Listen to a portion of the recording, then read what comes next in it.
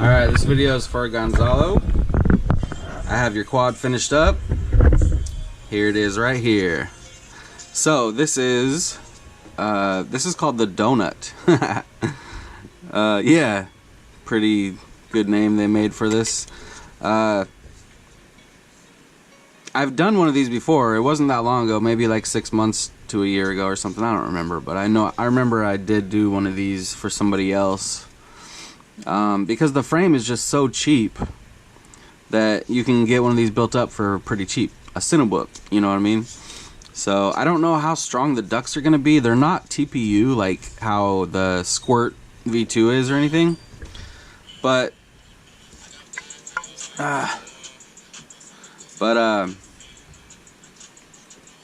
it should be pretty durable. I mean, you wouldn't think that they would make this if these ducts just snapped on the first crash, but yeah, it should hold up pretty good. So for the parts, we'll go through them real quick. We have the Diatone Mamba MK2 stack up in there. Right on top of that is the Oscar's Backpack VTX. In the front here we have a Foxier Razor Micro. And like I said in a previous video, for anybody buying this camera and some other ones too, some newer ones, if you don't get no OSD in your video, it's because you need to go in the camera settings and change it from PAL to NTSC. Yeah. So, and then we have the AMAX 1407. I think these are 4,000. Okay. Yeah, 1407 4,000 kV.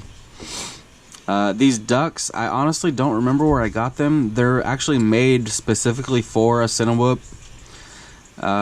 I was very happy to find out that when I put them on, I didn't have to trim the props down at all, which was really nice. These motors are crazy powerful. Crazy powerful. But yeah, these props, I mean, I was so happy when I put them in and they just spun. I was like, oh, thank God I don't have to trim them down. Because you want the props to be as close to the duct as possible. You know, and that looks pretty good. They got the angle just perfect. They just cut it at an angle that just is perfect for, like I said, these props are made for a cinewhoop. Let me see. They're the gym fans, and it says D75R. And this one says D75. So obviously there's a reverse and forward or whatever, clockwise, counterclockwise. I did make this do reverse prop. But yeah, Gym Fan D75, I guess. I honestly don't remember where I got them from. I got them a while back. Really nice props, though. I mean, I just was hovering this thing, and it just was super smooth. So,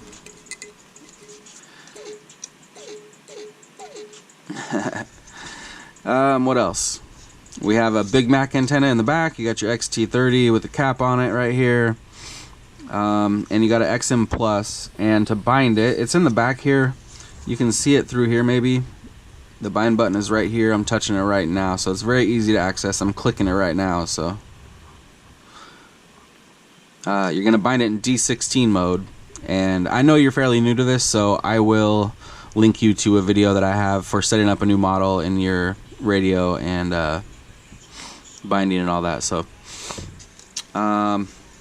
I'll give you a strap for this as well. I have tons of battery straps, so that's not a problem.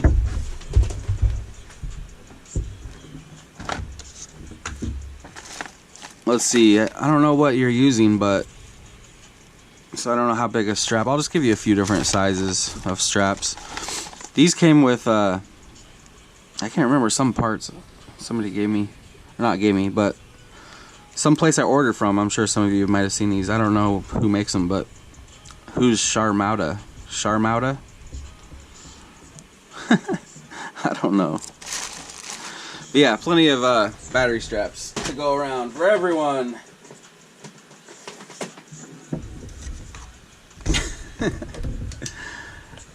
Alright, so yeah, it's all good to go. It's bound up to my radio, so I'm going to do a little hover and show you the video. And smart audio, I tested it, it's working fine, so I'll show you how that works. Let's plug in real quick.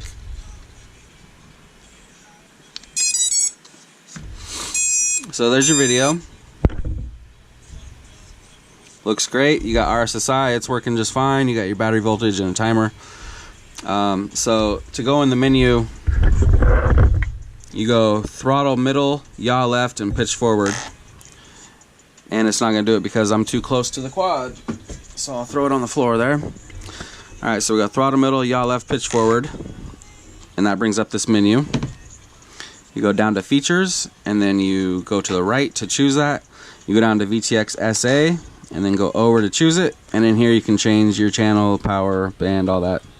So it's on F7 right now. We'll go to F1. Go down to set, right to choose it, and there you go. Now it changed to F1. So there we go. Alright, so let me get out of here.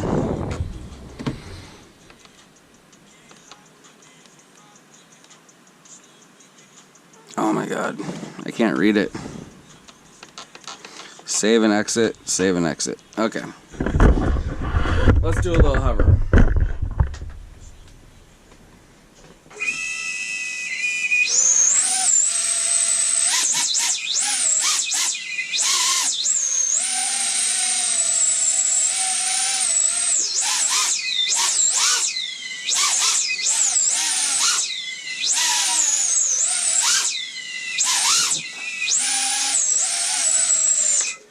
At certain throttles, it's got that high-pitched whine. I can't stand that crap. But, you know, when you're flying around outside and shit, it's not gonna be bugging you like it's bugging me right now. But, damn, this thing is just so zippy. It's crazy. And that's just 3S. It is only a 550. I mean, you probably want to use like an 850 for these motors, but still, this thing's got some punch for 3S.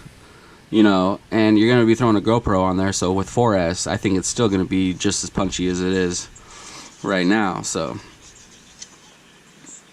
yeah, it's going to be a cool little, cheaper cinewhoop. Alright, so that should do it. Gonna get this thing boxed up. Oh, I made it really easy for you to swap the motors as well. So, I put these race wires on the bottom here. I'll conformal coat them too, and I'll conformal coat the bottom of this before I throw it in the box. But yeah, this will just make it so much easier to change out the motors. You just desolder those 3 pads, swap out your motor, solder the 3 back, and you're done. One more thing, the USB. So it can be a pain in the ass to get a USB in here. Some people use like a right angle, but for this particular situation, that's not going to work. Let me grab a cord real quick and I'll show you. I'll just use this one. So you don't want to go in from the bottom, you don't want to go in from the top, you want to go in from the side. So you can see here there's a hole through the side. You just need to turn the USB on its side. This one's actually a super thick one, so that's a poor choice to use for, hold on a second.